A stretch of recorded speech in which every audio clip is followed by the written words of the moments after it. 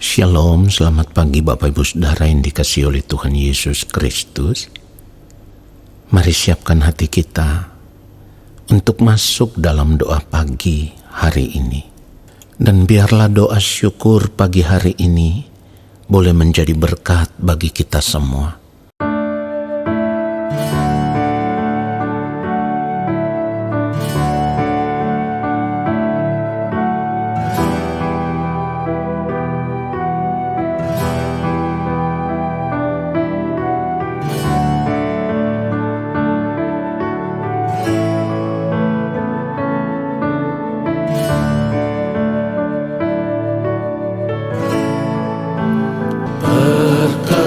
Perkenankan hamba-Mu, ya Bapa, masuk dalam hadirat-Mu yang kudus. Perkenankan hamba-Mu, ya Yesus, sujud menyembah dalam kekudusan.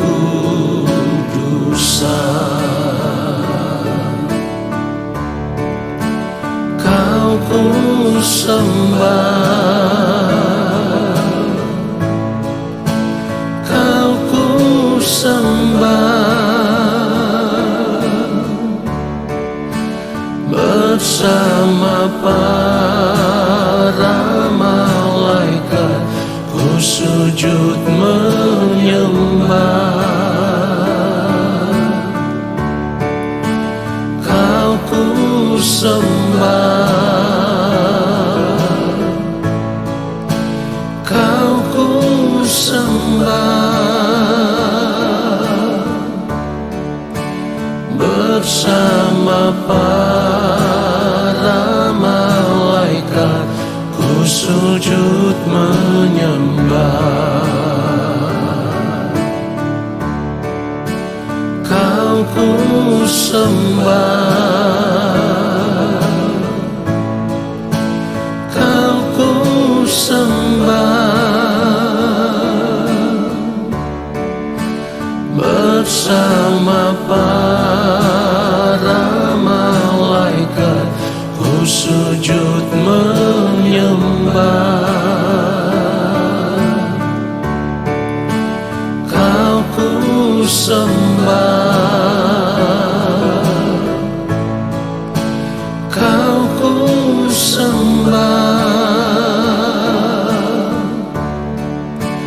bersama para malaikat ku sujud menyembah.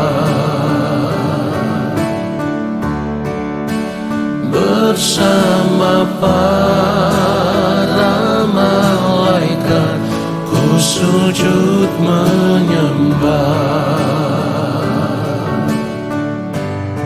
Sujud menyembah.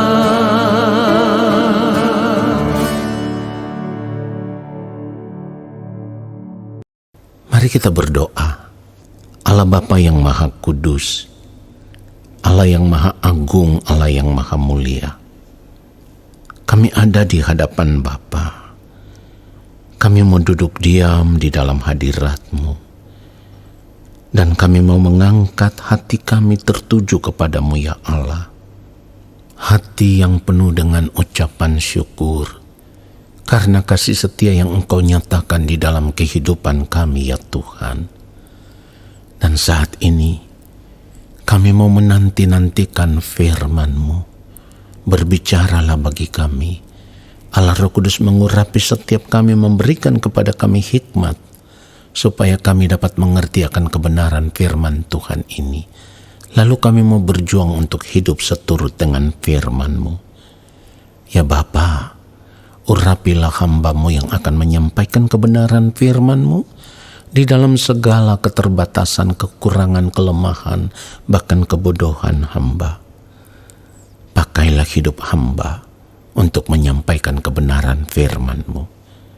Dalam nama Tuhan Yesus Kristus, kami sambut firman Tuhan saat ini. Amin.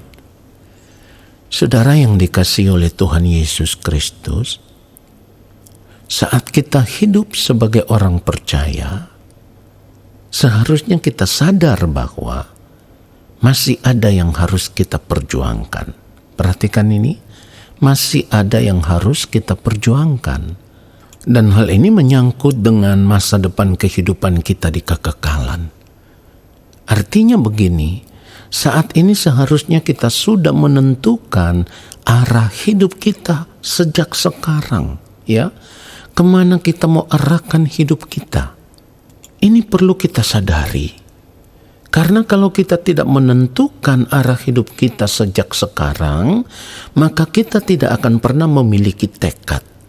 Kita tidak akan pernah memiliki komitmen untuk berjuang di sepanjang hari hidup kita. Berjuang untuk masa depan kehidupan kita di kekekalan, saudaraku.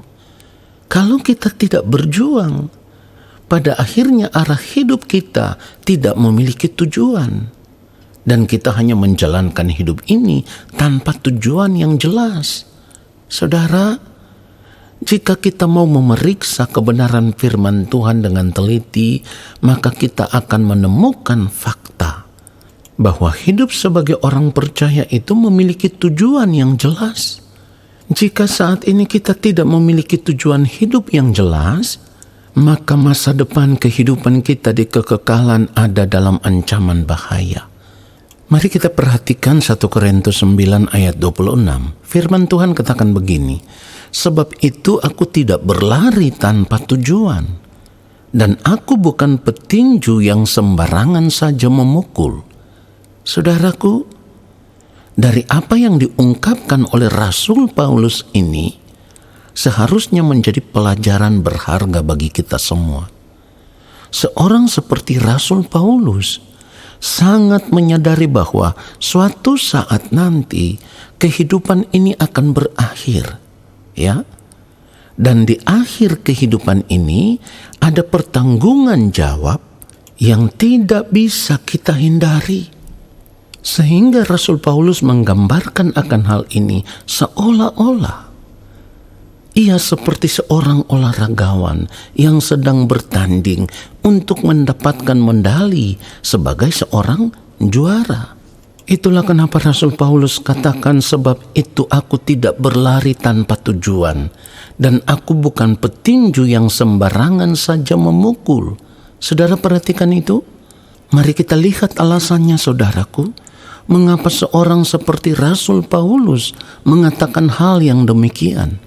Kalau kita mau membaca terus 1 Korintus 9, kita baca ayat 27, dikatakan tetapi aku melatih tubuhku dan menguasainya seluruhnya. Perhatikan ini, supaya sesudah memberitakan Injil kepada orang lain, jangan aku sendiri ditolak.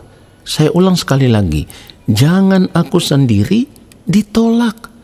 Inilah alasannya. Sekalipun ia telah memberikan segenap hidupnya untuk melayani pekerjaan Tuhan, bukan berarti tidak ada risiko yang akan dia tanggung. Rasul Paulus tahu benar, sekalipun ia sudah melayani pekerjaan Tuhan dengan segenap hidupnya, masih ada risiko besar yang harus ia hadapi jika ia tidak memperjuangkan masa depan kehidupannya secara benar. Dan itu digambarkan dengan satu kalimat yang luar biasa, supaya sesudah memberitakan Injil kepada orang lain, jangan aku sendiri ditolak. Saudaraku, apa yang dikatakan oleh seorang seperti Rasul Paulus seharusnya menyadarkan kita bahwa tidak ada jaminan orang yang sudah melayani Tuhan itu pasti tidak ditolak oleh Tuhan. Jika demikian, saudaraku, mari kita periksa hidup kita dengan jujur. Bagaimana hidup kita saat ini? Apakah kita sudah mempersiapkan masa depan hidup kita secara benar? Tentu masa depan yang dimaksudkan adalah masa depan kehidupan kita di kekekalan. Seorang seperti Rasul Paulus masih memiliki kegentaran yang begitu mengerikan. Jangan sampai nanti ketika berada di balik kematian, ia sendiri ditolak oleh Tuhan. Lalu mengapa kita tidak mau menyadari akan hal ini? Supaya kita bisa mengambil keputusan untuk menentukan arah hidup kita dengan benar sejak sekarang, sebelum terlambat. Saudaraku, mari kita sadar, kalau saat ini kita hidup sebagai orang percaya, itu artinya saat ini kita juga berada dalam lintasan pertandingan. Kita berada di dalam perlombaan yang diwajibkan kepada kita. Kalau kita mau melihat kebenaran firman Tuhan, 1 Timotius 6 ayat 12 dikatakan, bertandinglah dalam pertandingan iman yang benar dan rebutlah hidup yang kekal. Untuk itulah engkau telah dipanggil dan telah engkau ikrarkan ikrar yang benar di depan banyak saksi. Saudara yang dikasihi oleh Tuhan Yesus Kristus, kebenaran firman Tuhan ini jelas sekali menunjukkan fakta atau menjadi sebuah bukti bahwa kasih karunia, anugerah keselamatan yang kita terima di dalam Tuhan Yesus Kristus itu harus tetap diperjuangkan. Perhatikan itu, supaya di akhir hidup kita nanti kita bisa merebut hidup yang kekal. Kalau kita perjuangkan itu dari sekarang. Jadi ketika kita menerima kasih karunia Allah di dalam Tuhan Yesus Kristus, bukan berarti keselamatan itu akan terjadi secara otomatis. Saudaraku, benar bahwa Allah Bapa di sorga memberikan kepada kita kasih karunia anugerah keselamatan di dalam Tuhan Yesus Kristus. Dan oleh kasih karunia itu kita menerima janji akan beroleh hidup yang kekal. Tetapi satu hal yang harus kita sadari, selama kita hidup di dunia ini, Allah mau mendidik kita menjadi manusia yang bertanggung jawab. Karena kita akan dikembalikan menjadi manusia yang sejati. Nah, di dalam hal ini Allah mau supaya kita menjaga keselamatan itu dengan penuh tanggung jawab. Dan diaplikasikan dengan cara mengerjakan keselamatan itu dengan takut dan gentar. Yang menjadi pertanyaannya sekarang, bagaimana cara mengerjakan keselamatan itu? Tidak ada cara lain. Caranya adalah kita harus terus menjaga seluruh keberadaan hidup kita, supaya tetap ditemukan berkenan di hadapan Tuhan dalam setiap detik waktu hidup kita.